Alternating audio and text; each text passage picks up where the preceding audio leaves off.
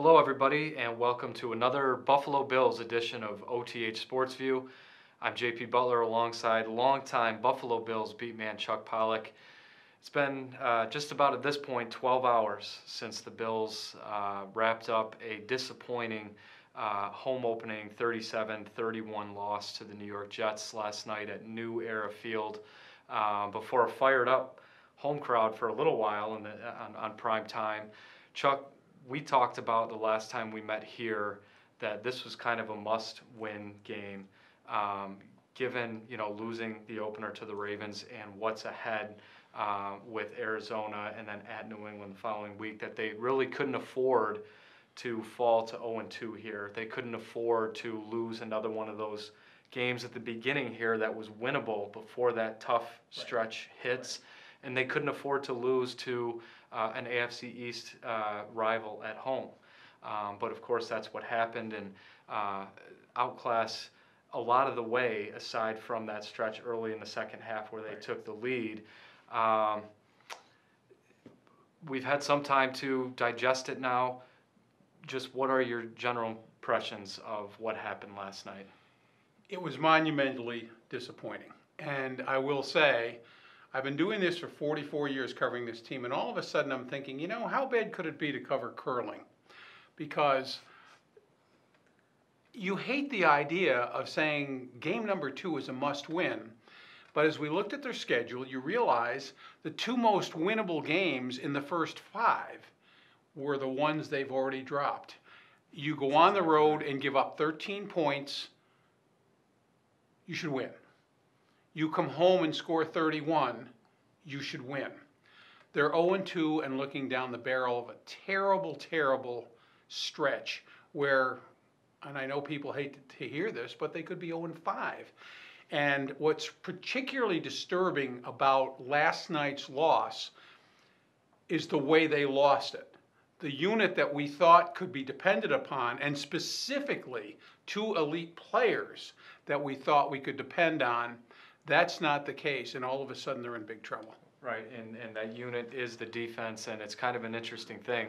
In week 1, it was the offense really that didn't hold up its end of the bargain. The defense had a good game. Last night it was almost the opposite. The defense, which had some question marks, you wanted to think was going to be better. It's supposed to be better under a guy like Rex Ryan, or so he says, and it certainly wasn't last night. They gave up 493 yards and 37 points. Ryan Fitzpatrick just came in and had a day on them, which I wrote about for today. 374 yards passing, and an offense that produced 3 almost 100-yard receivers and a 100-yard rusher, and Matt Forte, who also added the 3 touchdowns. You mentioned the 2 guys, the corners. Stephon Gilmore and Ronald Darby were really kind of just gouged all night long. What was the issue? Why was the Bills' defense so bad last night? And I'm not going to exonerate Darby and Gilmore. We hear constantly how terrific they are, the elite shutdown corners, and they were embarrassed. Now, I will say in fairness, and maybe we've minimized too much the absence of Marcel Darius. Maybe that's a factor, because last night the Bills had 1 cheap little sack by Jerry Hughes, only 2 quarterback hits. What that says to me is, on 37 dropbacks, in effect, that Ryan Fitzpatrick could step up, wait for his guys to break free, which they did, and he ate up 2 of what are supposedly the best corners in the NFL and spit out the bones, and that is disturbing. Right, and you're right. I mean, he had time really all game, I think, to do kind of what he wanted to do and what they wanted to do. That led to him leading a bunch of long drives that led to scores, but also chewed up so much clock. The Jets had such a big advantage in time of possession. But switching over to the offense, again, it's probably not the offense's fault. They put up 31 points. Tyrod Taylor had the 2 nice throws to Marquise Goodwin and Greg Salas for touchdowns. They themselves put up almost 400 yards of offense. You can't really ask for a whole lot more than that. But there were a couple of missed opportunities, specifically later in the game. They have a 3rd and 4th down and 1, 2 chances to pick up that yard to extend a drive. I think they were into Jets territory or close to at that point, yeah, and didn't pick it up. It just looked like there were some missed opportunities offensively. There were, and you know, talking about the plays by Salas, 71 yards, and Marquise Goodwin, 84 yards. Only 4 other quarterbacks in Bills history have thrown touchdown passes of that sort of length in a game. So it was a great performance by Tyrod. But there's also an interesting myth there because Salas and Goodwin are the numbers 3 and 4 wideouts. The starters, Sammy Watkins and Robert Woods, combined for 3 balls for 30 yards. And the one really bad throw that Tyrod threw was trying to force the ball to Sammy Watkins, and that was a drive. I don't know about you, but as we sat there, I felt like they're going to score and take this game back over. And that interception comes and the game falls apart. But my pet peeve with the NFL people, and it really bugged me with Greg Williams, because Greg was just convinced he was smarter than everybody else, smartest guy in the room. He was gonna coach him up and get him to win. The Bills are facing a 3rd and 1 at the 45-yard line. Again, this is a possession that gives them the lead if they do it. So who do they bring in? The backup quarterback, E.J. Manuel, to basically wildcat for a yard. He gets stopped short. And actually, the ball kind of came loose there. He stays in. Now it's 4th and 1, again, short distance, and we're smarter than everybody else. Watch us draw them offside.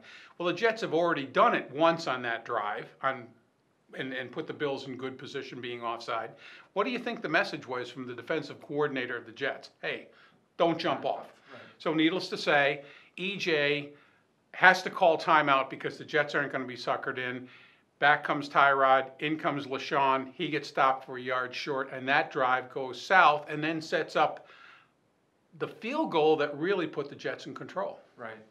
And one thing I wanted to ask you about relating to the offense again is I saw for the 2nd week in a row here a member of the opposing defense, first it was the Ravens and then last night the Jets, say that the game plan for Tyrod Taylor was to try to make him be a quarterback. I think he was at times last night, certainly more so than he was against the Ravens with some of the big throws he stepped up and made.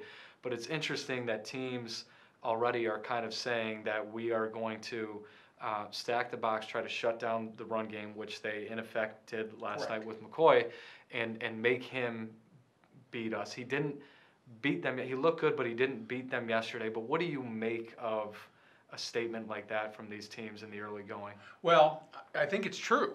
But I will say, really on both the long touchdowns yesterday, Tyrod's mobility, which he did not show at all in Baltimore, Tyrod's ability creates that uncertainty in the secondary. Do I stay with the guy I'm covering, or do I come up to stop the run? And twice, those moves gave him a chance to complete extremely long passes. So you can be bitten by that sort of philosophy, but clearly, teams have decided, okay, we're going to make this guy show us. Right, and maybe just having to be a little bit more consistent with it, along with certainly a better defensive effort if they're going to have a chance to win some of these games moving forward. But the last thing you mentioned, that these 2 games at the beginning were 2 of the games that they were maybe supposed to win to kind of almost stay afloat as they go forward into the rough part of the schedule here. Now here they are at 0-2. I feel like so many fans just in the last 12 hours from what we've seen on the, walking out of the stadium last night, this morning, have already kind of given up hope and maybe shouldn't be blamed for that given what's ahead. As we said, Arizona, not this Sunday, but the following Sunday, and then at New England. And then even after that, another game with New England, Pittsburgh, at Seattle, at Cincinnati, at Oakland.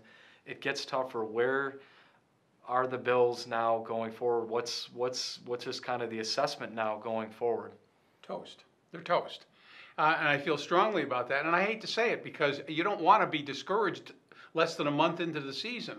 But circumstantially, this team has historically not performed well on the West Coast since 2000, when the current scheme of not making the playoffs has come up. They're 3-8.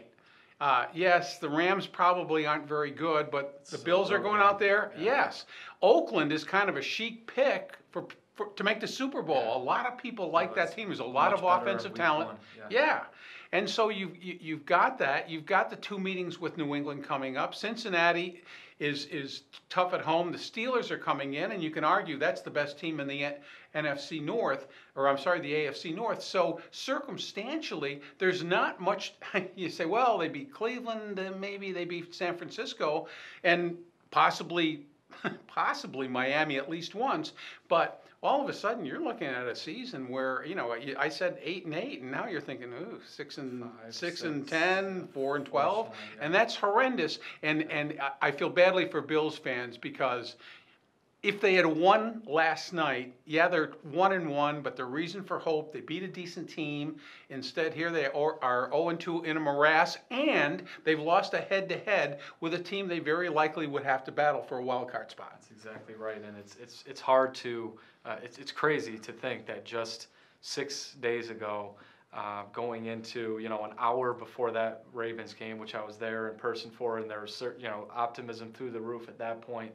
They hadn't played it down yet, and just 6 days later that we could already be sitting here talking about things being over after just week 2. Certainly there's a lot of work to do on their end if they're going to change that tune, and we will probably be back before Arizona, or maybe after Arizona, to see where they stand. Besides 0-3. Besides potentially 0-3. So again, that wraps it up here today. Thanks for watching, and please join us next time.